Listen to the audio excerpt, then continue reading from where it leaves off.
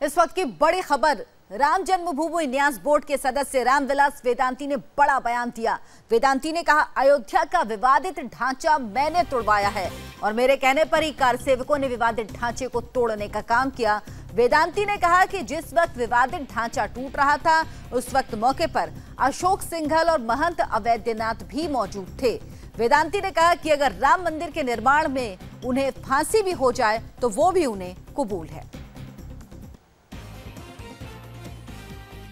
जैसे मैं चलता हूँ वैसे कार सेवकों का अटैक हो जाता है। कार सेवक किसी को सुनने वाले नहीं थे, हमको तो अपने ऊपर सिर पर उठाकर ही मंच पर पहुँचा दिया, इतनी संख्या ज़्यादा थी। मैंने जाकर वहाँ संकल्प कराया, जैसे संकल्प पत्र पढ़ा वैसे ही कार सेवक लोग कार्य सेवा प्रारंभ कर दिए। वहाँ की जो फोर्स थी हाथ उठाकर, सैनिकों का हाथ उठाकर कहती थी गोली चलाओ। मैंने स्वयं अपनी आंखों से देखा, लेकिन किसी भी बंदूकधारी ने, राइफलधारी ने कार सेवकों पर गोली नहीं चलाया। इसके बाद मंच प्रारंभ हुआ।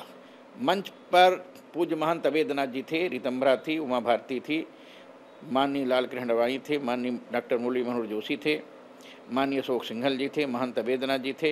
ये सभी लोग मंच पर विराजमान थे। और सबसे पहले राजमाता विजयराजे सिंधिया ने कार सेवकों से कहा कि आप सब लोगों ने कार सेवा कर लिया है, अब आप लोग ढांचा से उतर आइए। फिर माननीय अडवाणी जी ने कहा कि आप लोग ढांचा से उतर आइए। फिर डॉक्टर मुरली मनोहर जोशी ने पहले हिंदी में कहा, फिर दक्षिण भारत के लोगों के लिए अडवाणी जी ने कहा आप अंग्रेजी में बोलिए।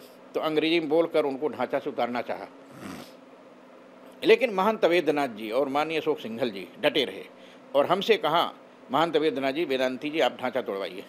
और इसके बाद फिर मैंने ढांचा तोड़वाना शुरू किया। हमने कहा कार सेवकों ढांचा तोड़ो, क्योंकि वो खंडहर है, किसी समय खंडहर गिरकर रामलला के ऊपर क्षति पहुंचा सकता है। मस्जिद का कोई चिन्ह वहाँ नहीं था।